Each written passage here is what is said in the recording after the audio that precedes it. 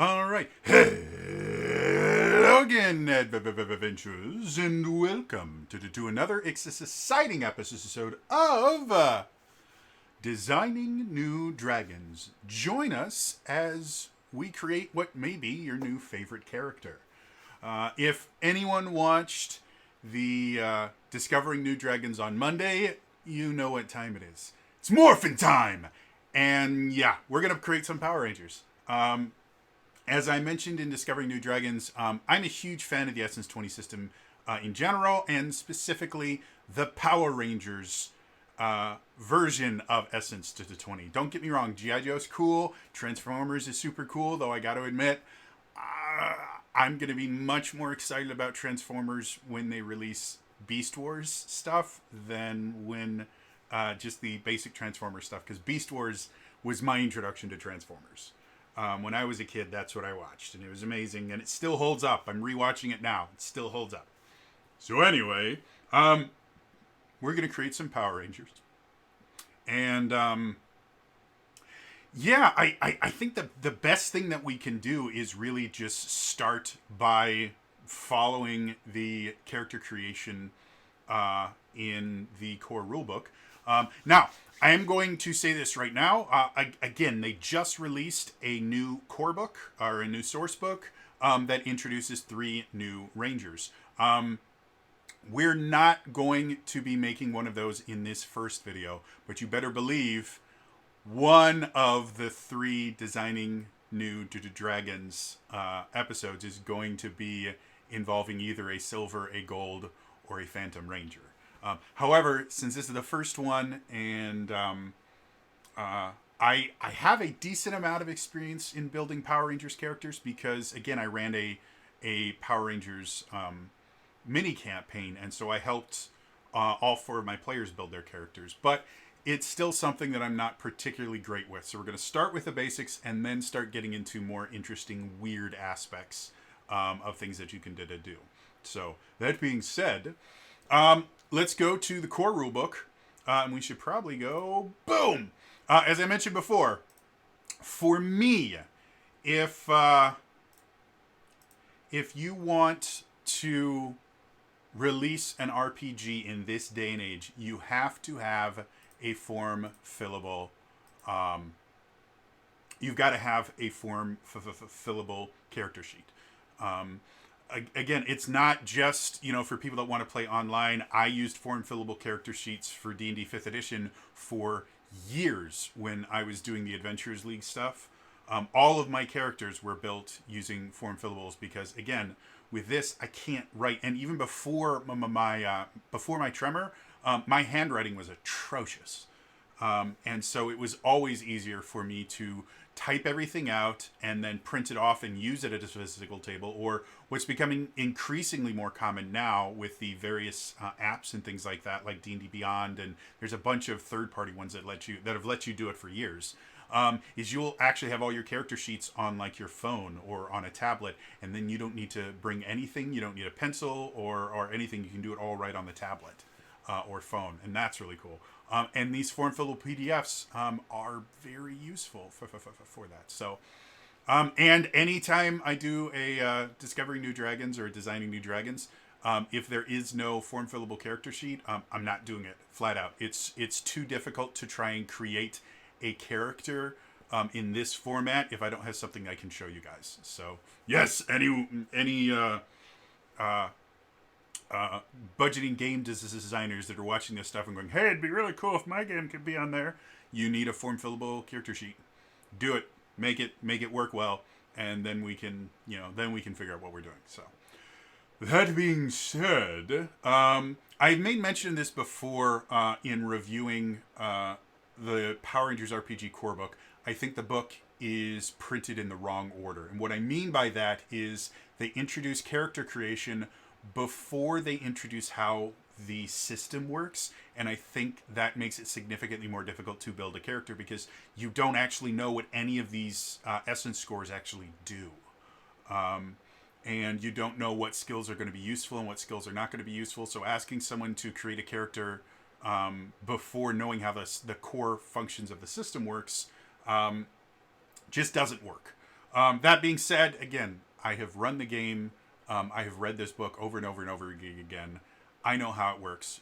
But anyone that is jumping into character creation for the Power Rangers RPG, go to chapter 6 and read that first. You can read chapter 1 is the introduction that kind of introduces you to the world. Go ahead and read that. But then instead of going to chapter 2, which is character creation, skip all the way to chapter 6, read that one first, and then go back to 2, 3, 4, and 5. It will make everything significantly easier. That being said, we're going to go to chapter 2, and because this is our first character we're building for the show, we're going to follow the character creation specifically. And just go exactly what it is. So it goes, step 1, character concept. So again, this is kind of a point of contention amongst Dungeon Masters and RPG players in general. Is the idea, do you come up with a character first and then find a way to make the mechanics fit your character? Or do you create a character from the mechanics and then your mechanical choices influence what your character is? Way back in original D&D, the way that you got your attribute scores is you would roll 3d6 in order. And those were your attributes as scores. And so if you came up with a character concept of, well, I want to play this really cool fighter that uses a great sword, and he actually... the greatsword itself is actually an emblem of his family, and it houses the soul of his father, though he doesn't know that right now, and then you roll and you get an 8 in strength and like a 10 in dexterity and then a 16 in intelligence. You're like, I guess he was so upset about his father's soul being in there that he turned into a wizard. So the old school version of this is you went mechanics first and then built a character around it. Now it's significantly more common to come up with a concept first and then fit the mechanics to it. And the Power Rangers RPG does work very well like that. That's how we built most of our characters for the mini campaign I ran. That being said, because I'm going to be creating 3 characters and just trying to really play around with the features of the system itself, that's the whole point of designing New Dragons, is to give you a good idea of the weird and interesting things you can do and kind of stretch the system as far as I can in 3 characters. I am going to do the opposite way, where I'm going to go with mechanical choices, and those are going to influence the character I build. It's effectively how I tend to do this in every one of my designing New Dragons, is I start with mechanics and then go from there. That being said, we're still going to follow the rough order that they outline here. I don't have a character concept because I'm going to let the mechanics decide my concept. But we're going to start with the origin, then pick my role, then pick my influences, and then divide out my essence points and things like that. So, that being said, let's go to the origins. So, the various origins that exist in the core book. Now, again, they have a supplement that they just released that almost doubled the number of origins you have. We're not going to use that for this one in particular. We're just going to be using the core book, but I will be using it in later ones. So the origins we have are athletic, brainy, comedic, curious, cynical, kind, popular, rebellious, and tragic. For me personally, when I was a kid, my favorite Ranger was the Green Ranger, who was kind of, if you were to try and build the Green Ranger, you probably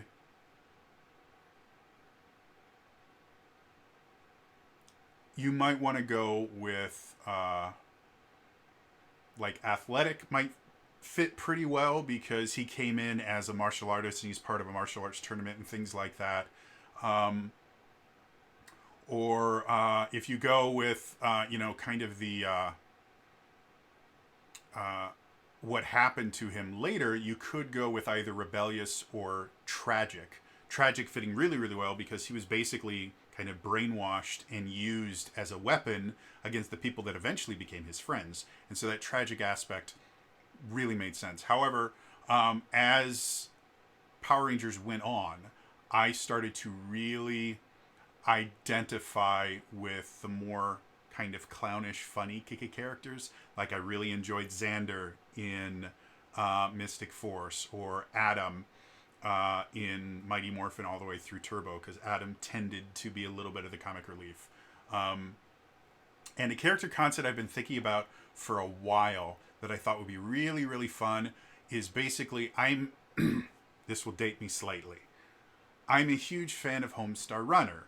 I was in high school when it got really, really big, and I became super obsessed with it.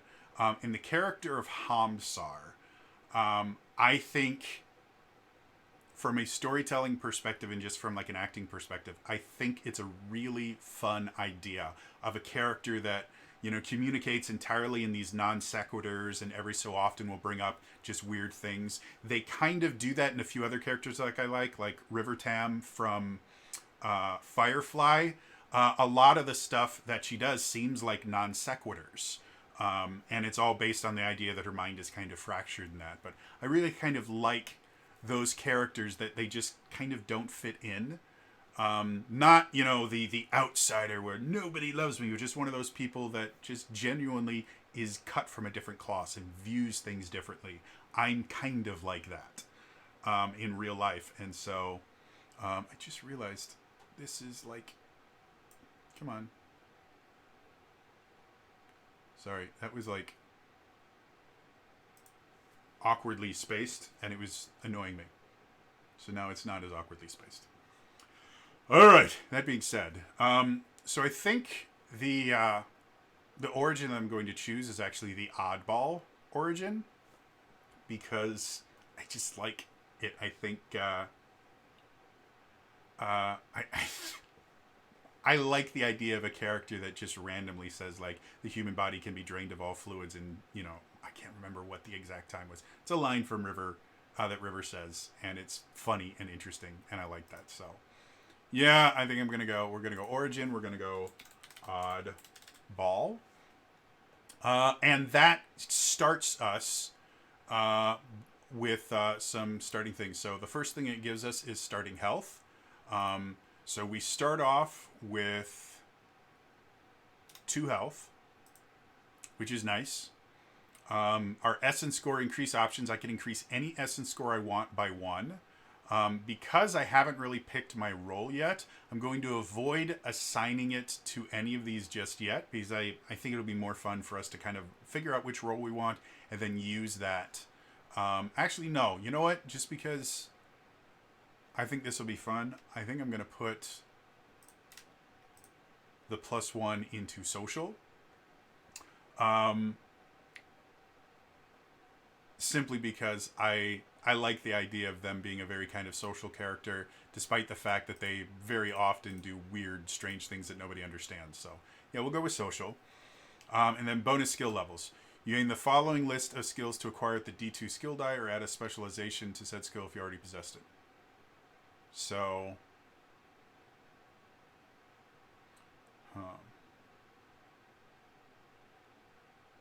and again, this is where it's written kind of poorly. It says, you know, if I read this to, you gain the following list of skills to acquire at the D2 skill die, or add a specialization to said skill if you already possess it. It makes it sound like you get intimidation, might, alertness, culture, and survival. It makes it sound like you get 5 skills here. However, if you were to get 5 skills here while you only have 1 skill point, that would massively unbalance how things work for this. And then it also has speed-based, infiltration, social-based, animal handling, deception, performance, streetwise. So if we were to do exactly what this says, it would mean that we get training in just a crap ton of skills, which doesn't make sense. What it is these skills that they list, you can choose one of these based on the essence score that you increase. So I did social, so I need to choose one of the social based, which is animal handling, deception, performance, or streetwise. And I'm actually a big fan of streetwise, just in general. So I'm going to go a D2 in Streetwise so that I can kind of understand how the world works. And I think that's one of the fun things about an Oddball style character is they seem kind of oblivious, and then because they are generally an outsider kind of looking in, they tend to recognize things and see patterns that a lot of people don't because they are inside the system, and just by being outside the system you can see patterns that others can't. So I like the idea of having Streetwise. So we've got that. Next thing it gives us is ground movement. So our base movement is 30 feet. Easy enough to do. Languages. This is funny. While you probably know a few made-up languages or those from your favorite television series, real languages haven't been big on your radar. You're fluent in your native language and one additional language for each 3 points of smarts you possess. So, if we want to add languages and stuff like that, I would probably go here and go languages. English, which is my native to the tongue. And this is going to be an American-based Power Ranger because I'm American-based. And so we got that. Cool. And then origin benefit, nobody like me. You're truly unique. And this is shown by you being able to choose any perk you have the prerequisites for. That one I don't 100% understand because most people, I thought you could choose any perk as long as you have the prerequisites for it. Normally. Well, we're going to put the origin benefit in there. And this is one thing I'm not as fond of this thing is they have stuff like background bonds. I guess makes sense. But I would much rather have a section probably in here somewhere that, oh, there's languages. I can just put English here. And then description. I would much rather this be kind of my origin benefits than description because there's better places that you can put a description of the character than right there. So I'm going to use this to put nobody like me, choose any perk you have the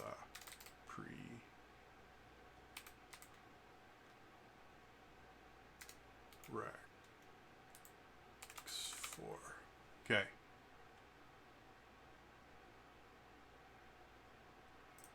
So I'm going to put that there. And yeah, that's effectively everything we do for the origin. So as you can see, again, if we're comparing this to D&D, the origin does very much act like your race. And I think, again, because this was originally a 5th edition conversion, I would assume the origin system is what evolved from the race system that exists in 5th edition right now. So, moving on. The next thing we do, I'm going to take a drink again. So next, we choose a role. And again, there are 6 roles in the book and an advanced spectrum role, which is the White Ranger. Again, I'm going to start with the basic roles, and then we will deal with advanced spectrum roles later. One thing that did kind of come to me as I've been playing around with the Power Rangers RPG more is the idea that the advanced spectrum roles, because they are a little bit more powerful than like level 1 characters at level 1, they do make really good 6th Rangers. For those of you that don't know, an extremely common thing to the point where I believe almost every single Power Rangers team has what's called a 6th Ranger. And what that is you will have your core Power Rangers team, which is anywhere from 3 people up to 5 people is generally what your core team is going to be. And they will start at the beginning of the series, or beginning of the season. They will be given their powers and they will start kind of working together. Some seasons it takes 2 episodes for all of the Rangers to show up, or 3 episodes sometimes, but you will have your core team. And then about halfway, or I guess maybe not halfway, but generally about like a quarter to a third of the way into the series, a sixth ranger, a new Power Ranger will appear. The first one was obviously the Green Ranger, and they were a villain. But as you go through further on, the White Ranger shows up as that sixth ranger. If you go to Zeo, the Gold Ranger shows up about halfway through this series. If you go to Turbo, the Blue Centurion, who technically wasn't a ranger, they were a ranger-like entity, which is a weird distinction. But you see it over and over and over again. Power Rangers in Space, the Silver Ranger. Power Rangers Lost Galaxy, the Magna Defender. So it is extremely common in Power Rangers for the cast to expand by at least one, and sometimes in later episodes you get two. You sometimes get two, or I believe there's at least one where there was 3 sixth Rangers, and it doesn't matter if they're actually the sixth. Like if we go to Dino Thunder, the core team is 3 Rangers, and then they add a 4th Ranger who acts as a 6th Ranger. It's actually Tommy from Mighty Morphin Power Rangers. He comes back and he's their mentor and then becomes one of their 6th Rangers. And then Trent, the White Ranger, starts off as evil, mimicking what happened with Tommy, and comes good. So they technically have 2 6th Rangers, and there's only 5 total Rangers. So the term 6th Ranger just means extra. But that being said, the Advanced Spectrum Rangers do make really, really good 6th Rangers, because generally your Power Ranger teams are already going to be at level 5 or 6 before a 6th Ranger is going to be showing up. And by that point, power levels are a little bit more balanced. These 6th Rangers just tend to be kind of heavy loaded at first level to make them feel more powerful, because they're supposed to be. The 6th Ranger is always kind of the most powerful, the most impressive, things like that. Like when the Gold Ranger shows up in Zeo, he single-handedly takes out an enemy that has just wiped out the Power Rangers completely. Like the entire 5-person team is fighting Wolfsbane and just gets demolished. And then the Gold Ranger shows up, takes out all the cogs, and takes out Wolfsbane, and then calls Pyramidas his Megazord, effectively, to deal with the grown version. Like, he's just super, super powerful, and that tends to be how 6th Rangers work. For an RPG, it's a little bit more difficult to have one character feel really overpowered when they show up.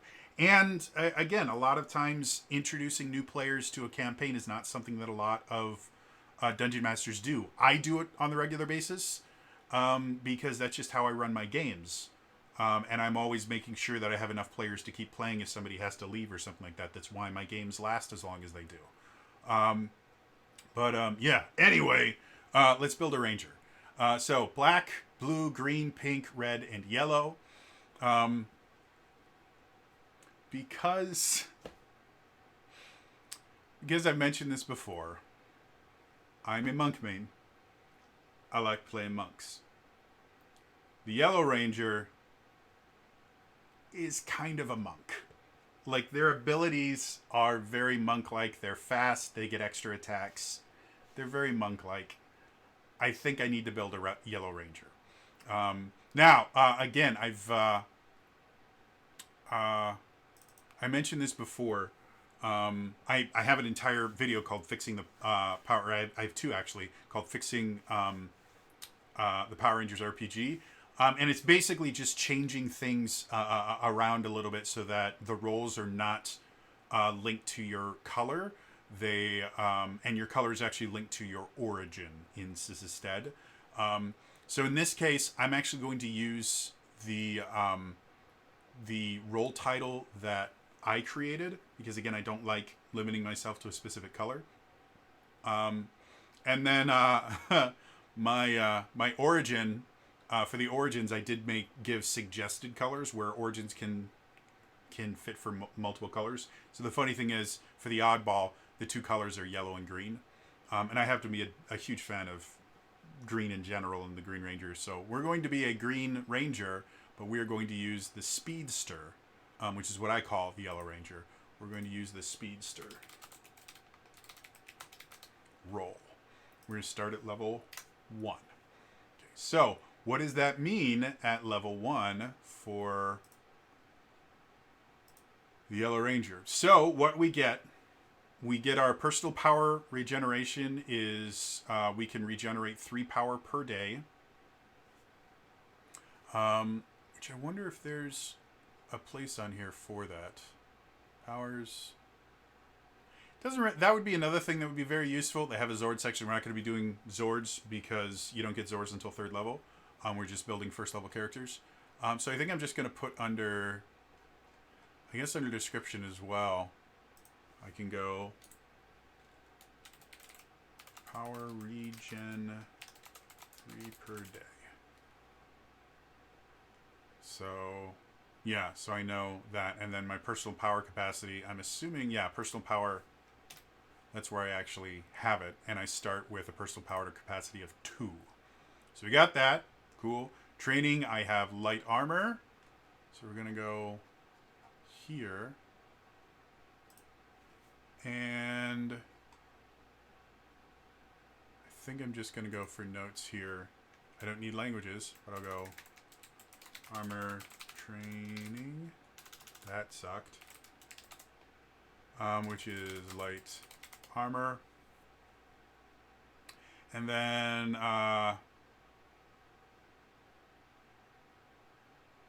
does it not actually tell me? It doesn't. That's really funny. So you do actually get so if you're I'm reading the core book right now. It says as a Yellow Ranger you get the following power, tells me my power regeneration and power capacity, and then training gives me light armor, and then starting skill ranks. But it doesn't actually, in that section, it doesn't actually tell me what essence scores that I get to increase. It does say there's a Yellow Ranger table, and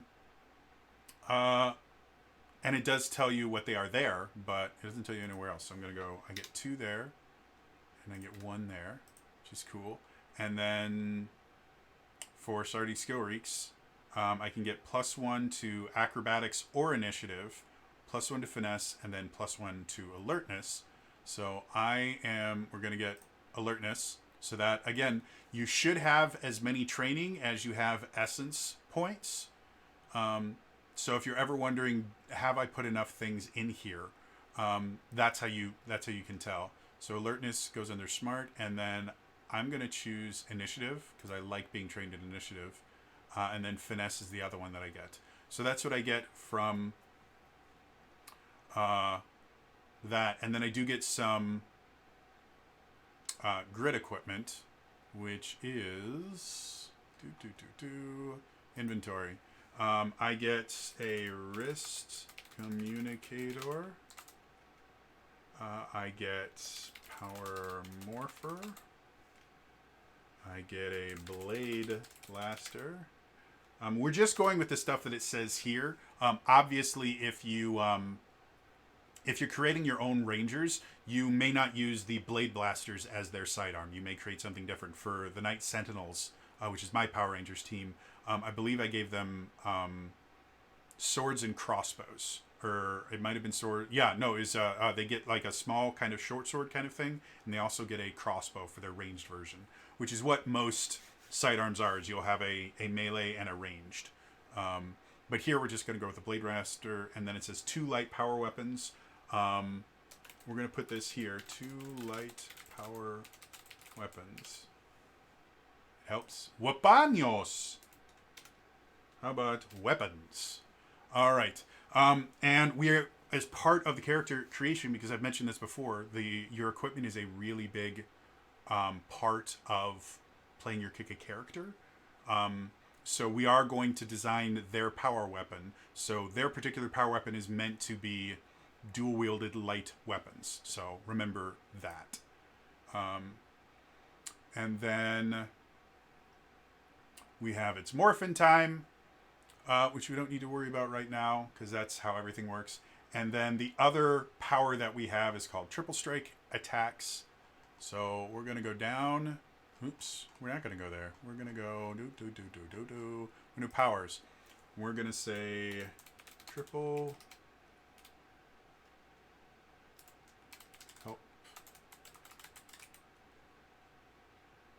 Whenever you make a finesse attack action, you can spend a personal power to make an attack with each of your hands at no penalty, and then make a third follow-up martial arts attack at a target of one of the previous strikes. Follow-up attack has a variable skill die based on your Yellow Ranger level. So if you go back to the Yellow Ranger table, there's a thing that says follow-up die, and so your third attack gets more powerful as you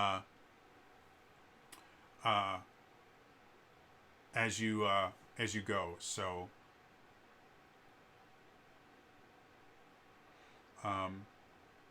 yes. So we're going to want to make sure that the weapon that we our dual light power weapons are need to be finesse based, obviously, because we need to make finesse attacks for a triple strike attack. And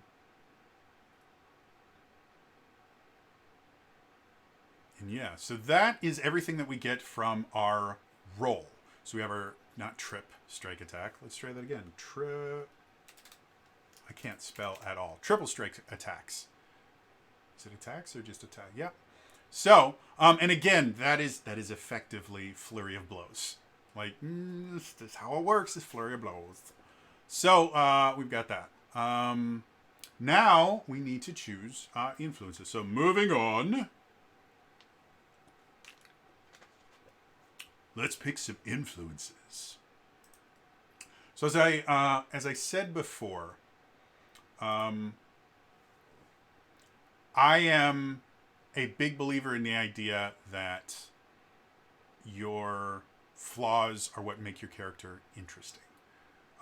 So I'm going to choose 2 influences specifically so I can have at least one hang up. And we just have to kind of figure out which we want them to be. So knowing that I tend to be, because the Speedster role in and of itself is much more kind of speed focused and kind of nimble. My speed essence is right now my highest, so I think I should have something that indicates that, and then the Oddball origin should have something that makes me feel even more kind of different. So the influences that exist: artisan, caretaker, community helper, small town roots, martial artist, nomad, not from around here, student, survivor, teacher. So, I'm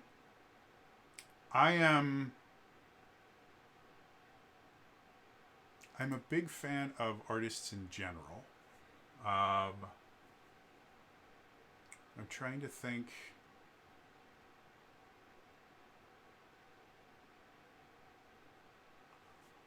So for artisan, they actually give you a table of different art styles, and you're not limited to this, but you can. And it's nice as kind of a, I think this would be fun. So for my influence, I'm going to just, so I'm not typing off the screen. I am going to go artisan.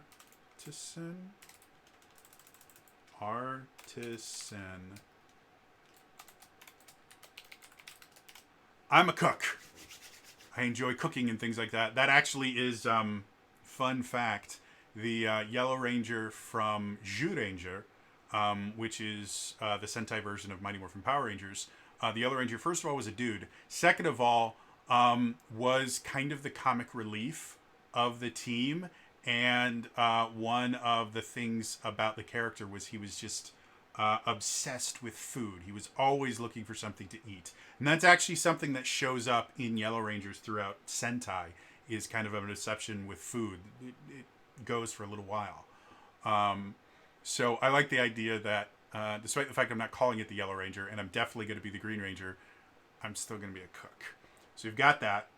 And then for my influence perk, I get an edge whenever my art comes into play.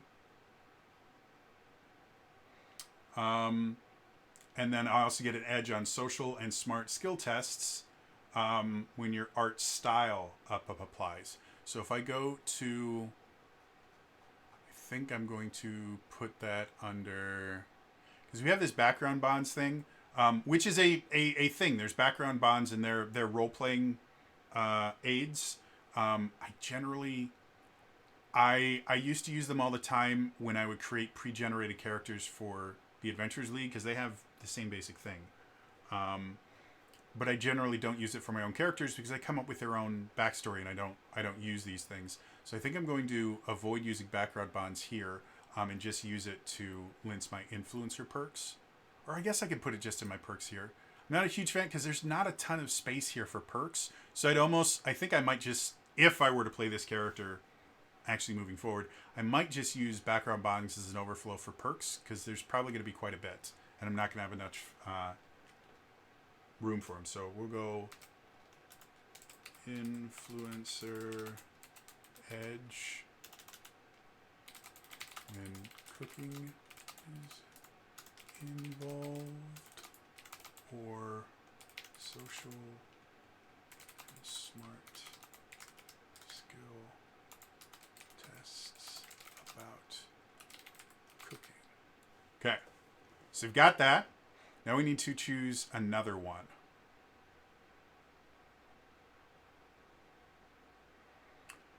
So I'm thinking I might really so they have one that's called Community Helper, and this specifically talks about being a first responder. I'm not sure how universal that term is around the world, but first responders are people like EMTs, police officer, firefighters. They're basically the professionals that come in when an accident happens or something like that. There is a wider list, at least in the U.S., of people that can legally call themselves first responders. There's technically a wider list of things like that. One of the ones that you don't need to be quote unquote professional, like it doesn't have to be your job, but you can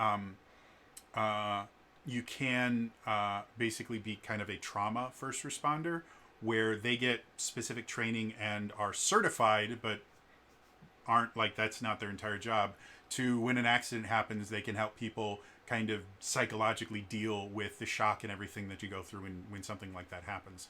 That is a type of first responder that's not an EMT or a police officer or something, because they have very, very specific skill sets that require a lot of training, and generally don't have the time to be able to kind of hyper focus on psychology and things like that, despite the fact that a lot of EMTs and some police officers are getting a little bit of psychology training to deal with people that have mental disabilities and things like that, because we have a really, really bad history around the world, to be perfectly honest, but in the U.S. specifically, of bad things happening to the mentally ill when they have to deal with police or EMTs and things like that. So more so police than EMTs, but I've seen some horrible things happen.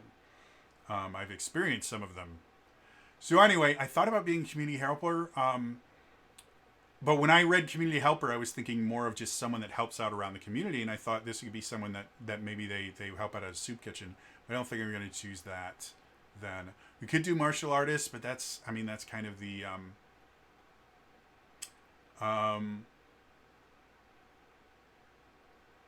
that's a little bit of a trope that I don't want to go into. I think I might do.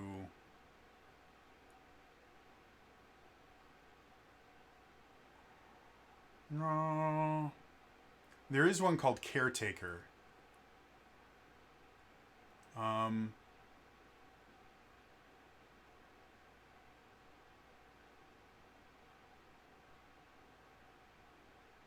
But again, that is really, really specific of that you actually are a caregiver first. This is someone. I think I'm going to go with Caretaker, and we're going to do some modifications to it. I guess for influences, you could put the influence perk here, and that wouldn't be the worst thing in the world. Especially since they have a hang-up thing. So maybe that's what I'll do. Let's cut that there. Get rid of that. Again, I haven't used this character sheet a lot because the last time I did this, we actually did it on Roll20, and they have a Power Rangers character sheet for Roll20. So we've got that. Then we go here, and we're going to go caretaker, and I'm specifically going to say soup kitchen. And the thing that I do for caretaking is I volunteer regularly, to the point where I'm not technically on staff, but I should be, at a soup kitchen.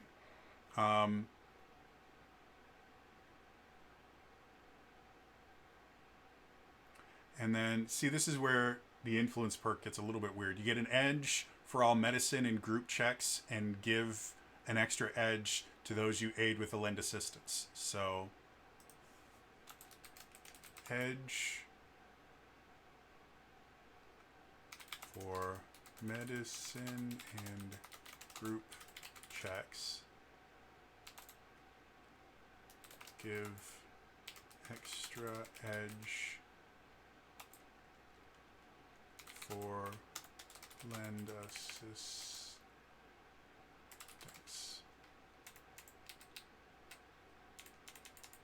And this is less than good.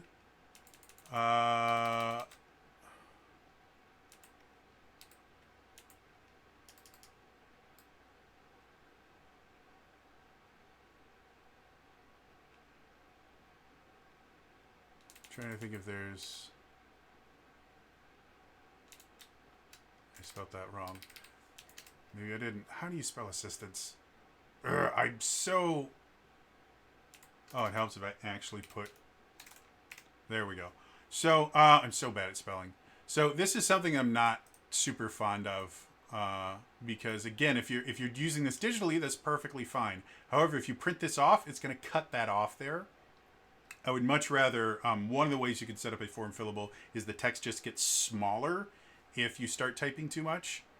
So what I may do is just... Let's see if I can do it this way. Caretaker... for lend assistance, and then I just need to get rid of...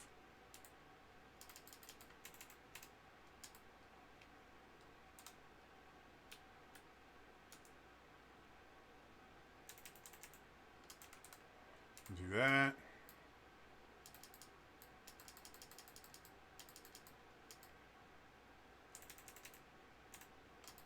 There, and now we have everything in there. Cool. All right, so again, not a huge fan of that, but you know, you do what you got to do. If I go here, can I? Nope, it's just not going to get rid of that scroll, but it's fine.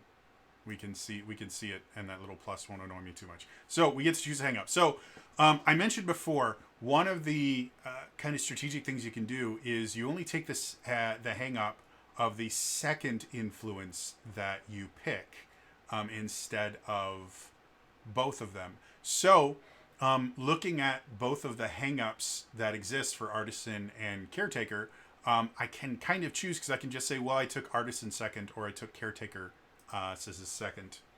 And so that does really just one thing.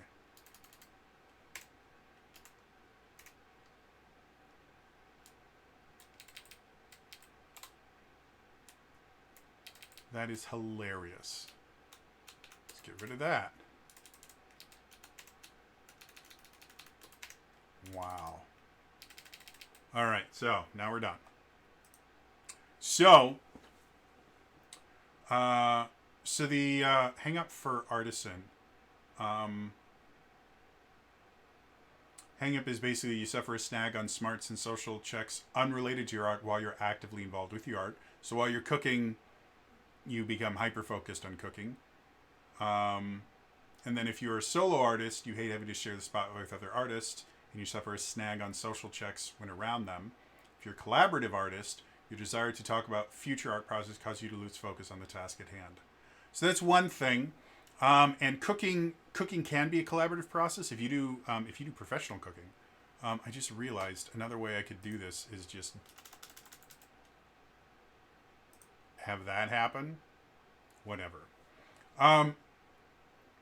Cooking can be a solo endeavor or a collaborative process. So I could go with either one. I think I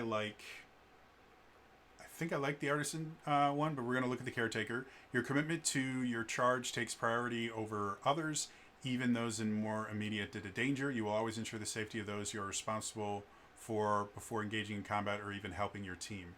So that could be really interesting, is the idea that I am so dedicated to the soup kitchen that if something endangers the soup kitchen in some way, I will actually shirk my responsibilities of being a Power Ranger to help out the soup kitchen. And I think that creates a more interesting dynamic and creates more interesting stories than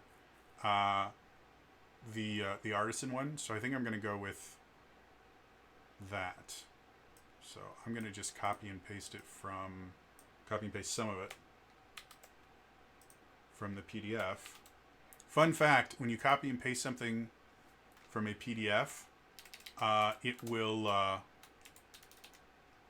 wherever a new line starts, it will treat it as a line break, even if it's part of the same paragraph. So most of the time you have to go back and actually delete the line break so that it looks more. So there's my hang up. So those are my influences. I am a cook, and I also work for a soup kitchen, which I think is cool. And again, the caretaker specifically is not meant to be used for like a soup kitchen style thing.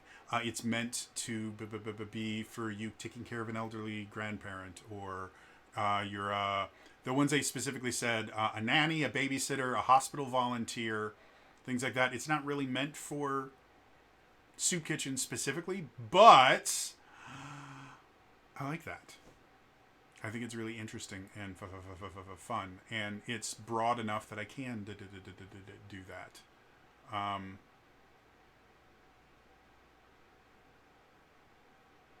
And yeah, I'm just looking over the caretaker bonds just to see if they mention anything like that. I guess the closest thing to, being a hospital volunteer, but even then it's much more medicine focused. Whereas where you're a soup kitchen, you're generally not focused on medicine. So that's the one thing that if I was for my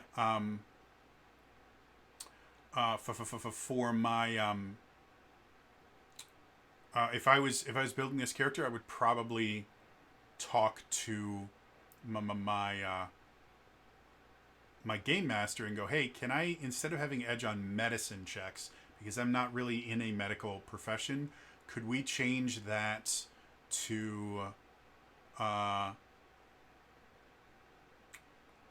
guess we could call, because cooking itself would probably be either a smarts or a speed-based thing. So could we call that either culture or survival?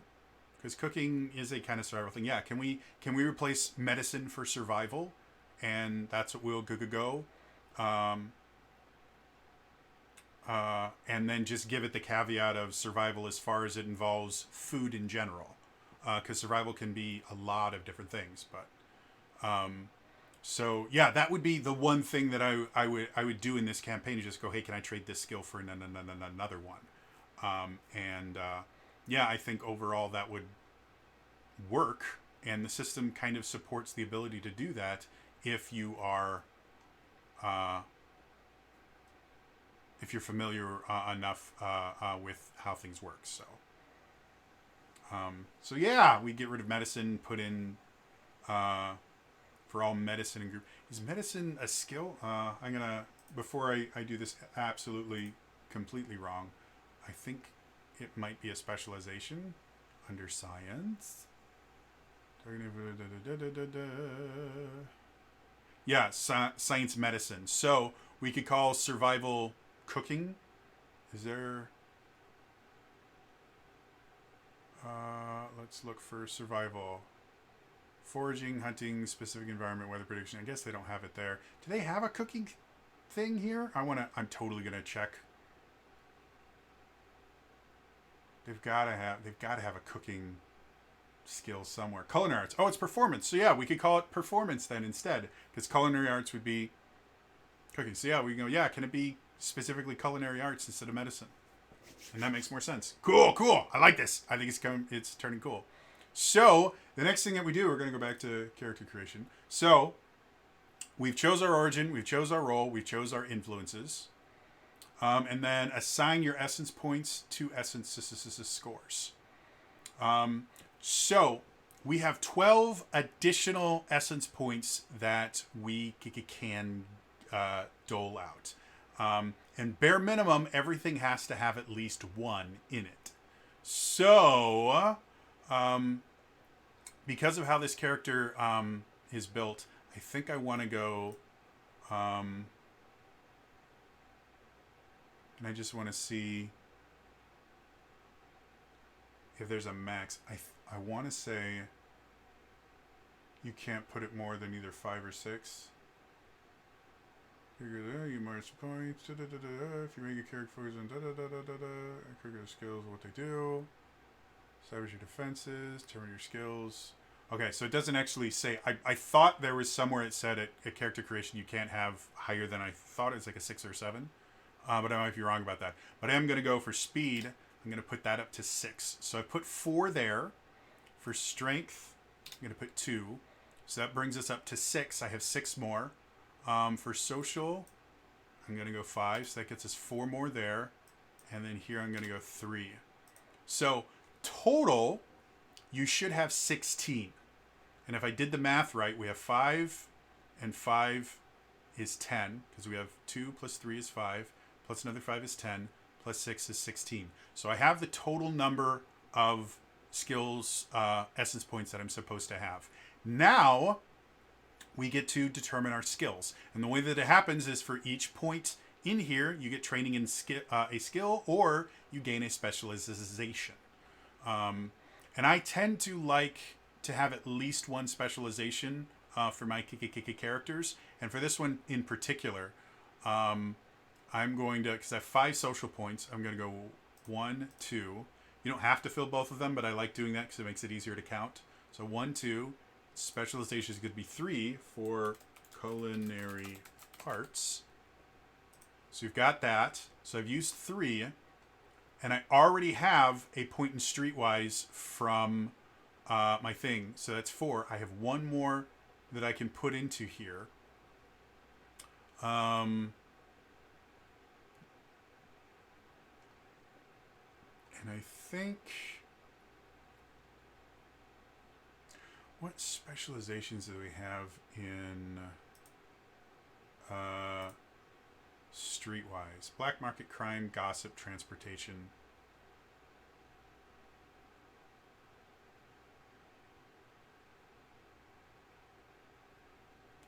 I like the idea of... well... I think I'm just going to put another point into performance to kind of justify the fact that I'm a cook. And so culinary arts, I can now roll a d6 for. So we've got social done. Smarts. We already have alertness and science. Oh, I don't have science. I don't know why I put a point in that. So we have alertness from that, so I get 2 more. I think culture makes sense. And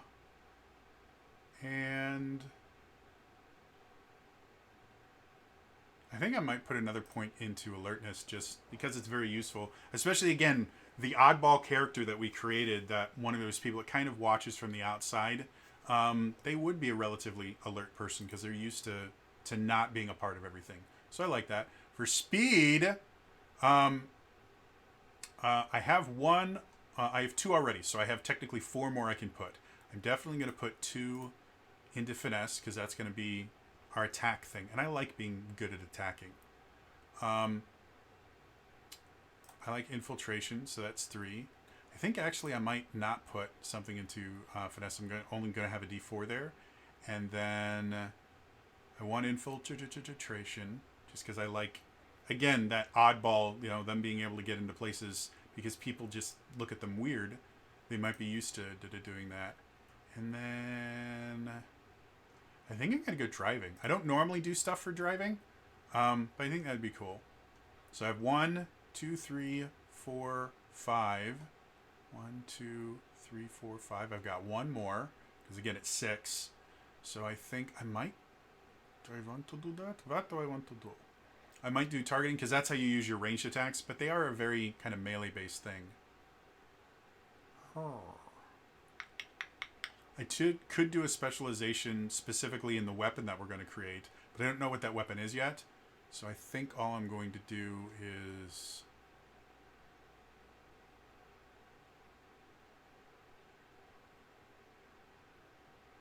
having worked a little bit in a kitchen,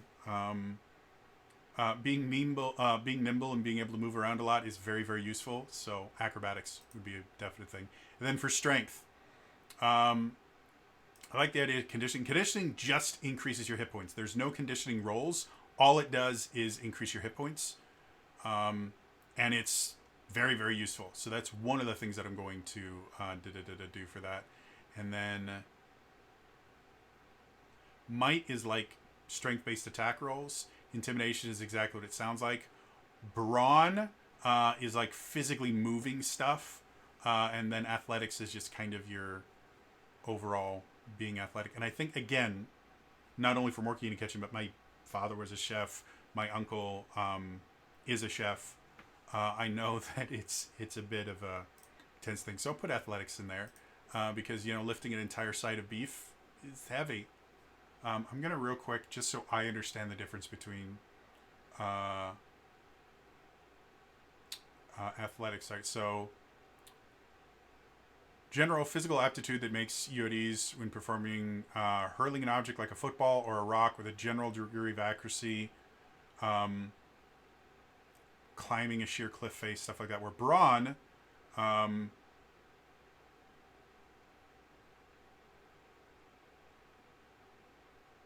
so brawn is basically like athletics is short-term bursts of stuff. Brawn is long-term abilities. So I might actually go with brawn. No, I think athletics still fits a little bit better. Nah. We're going to go brawn, because brawn, specifically stamina, is one of the things from brawn, and that is a very kitchen thing to deal with. Especially, I have done a lot of volunteer work. Volunteers work really, really hard and have to kind of do the job of like 7 different people. So yeah, brawn makes sense. We might specialize in stamina at one point, but for right now. So yeah, we have all of our skills picked out, so as you can see.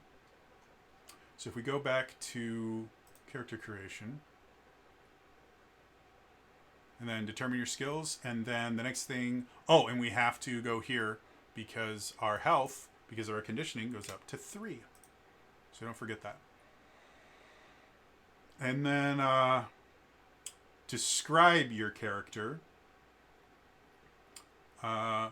which we'll do in a little bit, and then selecting equipment is the last thing we're going to do. So we're going to design our weapons. So I'm going to go to the equipment section, and we're probably going to start off with something that's already built, and then use that as kind of a jumping off point for things. So so power weapons. So the power daggers are the ones that normally the Yellow Ranger would use, is the power daggers. The Zeo power clubs, which I don't remember the Zeo power clubs. I'm going to look that up. Zeo power. Oh, the Zeo power clubs were the Yellow Rangers things, and they're nunchucks is what they are. I don't know why they would call them nunchucks. Yeah, that's hilarious. So yeah, the Zeo power clubs are nunchucks. Zeo power tonfa might make sense.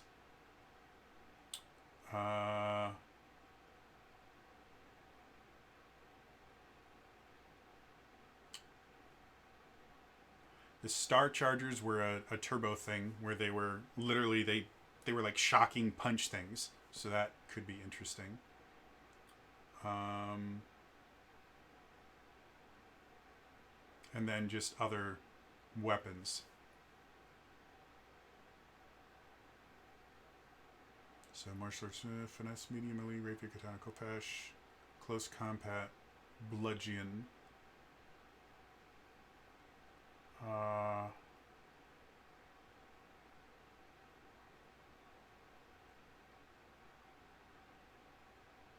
Projectile, small thrown weapon, large thrown weapon, martial arts medium blade.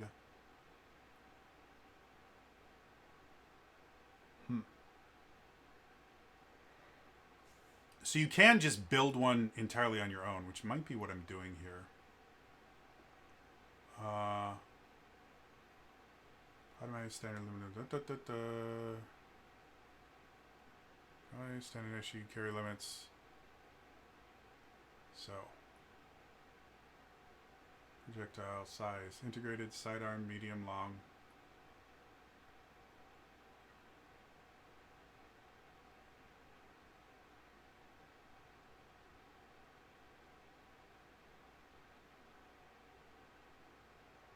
Okay, so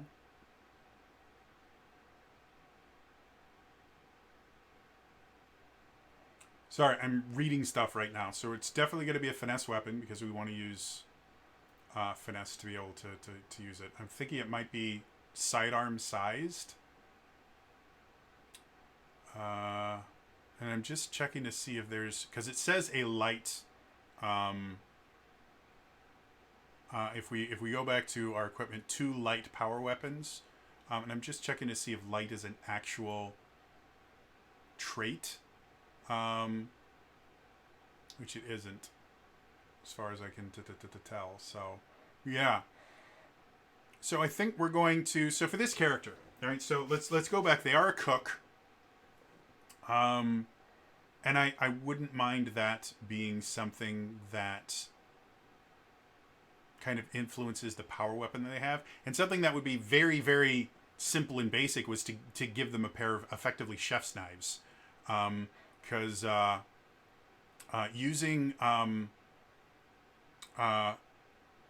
2 knives, specifically 2 cleavers, is actually a cooking technique that you use when you're making tartare. And tartare is literally just effectively kind of raw, chopped up meat that is effectively cooked by adding an acid to it, something like lemon juice or something like that. And to make a tartare, you really go.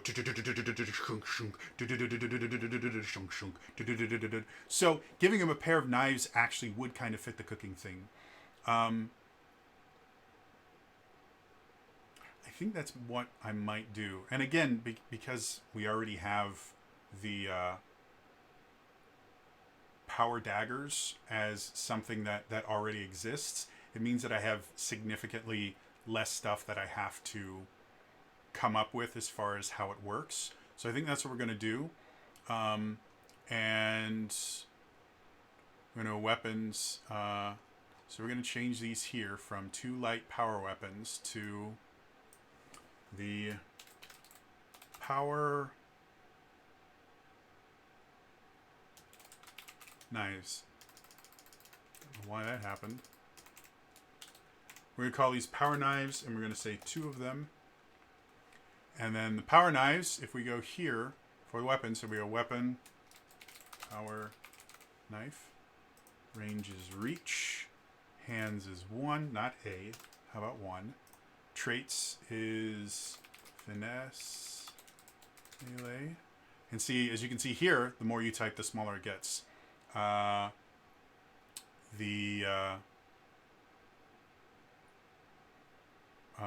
attack is going to be finesse. The effect is sharp 1, and then alternate effects. We can go sharp 1, mult. See, and this is where we come into issues because I can't put a single alternate effect in here, but there's actually 2 different alternate effects for the power daggers. And since we're not really kind of designing anything new, we're just using this. Oh, that's what it is the traits are martial arts, sharp, silent.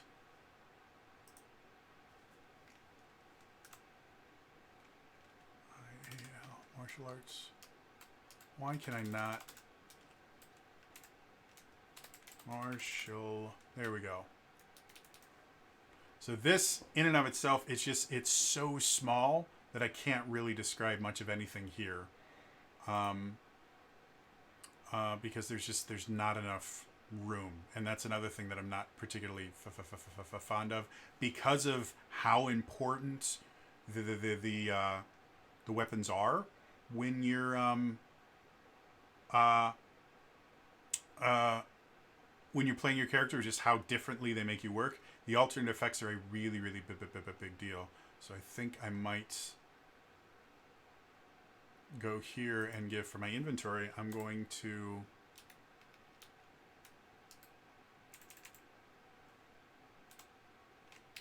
go power, knives, 2. So I know that. And then alternates, we're going to put sharp 1, multiple targets, and that's 2 reach.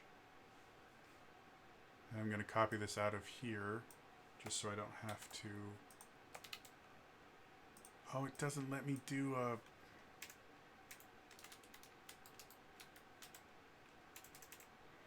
Doesn't let me use the downshift, so down 1.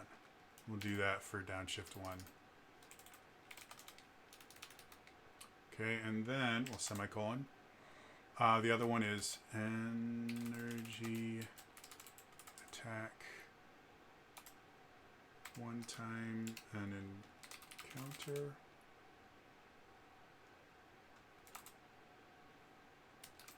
Energy 3. Downshift 1. Okay. So here I can just list, okay, these are the alternate things that I have. I can't list it up here. I can just go inventory. So I know to look down here for there. And so as you can see, I can make multiple attacks with it as an alternate. Or I can do an energy attack once per encounter that actually does 3 damage. Both of those require a downshift of 1. So again, I didn't have to really come up with anything new for any of this. And then the final thing we have to do that I'm surprised they didn't have us do somewhere. I might have just missed it when I was doing character creation. See if it, yeah, here it goes. Assign your SS points, and then it says establish your defenses. So that's what I forgot. So establish defenses. So strength 10, we have essence 2, we've got 0. And then my armor, because it's light, is going to be 1. So my morphed toughness is 13. Regular toughness is 12. My evasion is going to be 10. So we go 6, 0, 0. Because there's no bonus to evasion. So morphed is going to be 16 and evasion is going to be 16. That's the same. Willpower going to be 3 plus 0 plus 0. So 13, 13. And this is 5, 0, 0, 15. Not 1, 56. 15. All right, so that in and of itself is our character. We just need a name, and unlike a lot of other RPGs where like the name is really, really important to the character themselves, at least for me, because I'll take in like, oh, it's going to be an Elvish name, so I want to do this, and it needs these particular sounds. These, because we're humans and everything, I can just, I can go, my name's TJ, so call him TJ. Because that's what I go in a lot of the video games that I play. I will put my name in as TJ if they allow two letter names, just because it's easier, and most games won't let me put Trainer Jody in there. Normally, what happens, a lot of games have a 10 character limit, so it'll turn into Trainer Jod, which just doesn't work. So just it's TJ. So you can see you can have other attacks, because you do have other attacks that you eventually get to do. So like here, if we put in that, if we go to the powers, what was it called again? Triple strike attack. So we go triple strike. It's still going to be reach. This attack is a special one where it is what was it called again? Follow up. For right now, that's 1d2. So for right now, the attack is a follow-up die, and then the damage is 1 blunt, because it's martial. So we can put in here that from our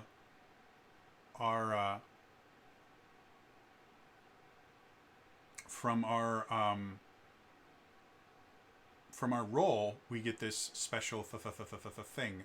And I guess we can just call this, instead of triple strike, we can go follow up attack. It's supposed to be that. So follow up attack, ranges reach, follow up die, and then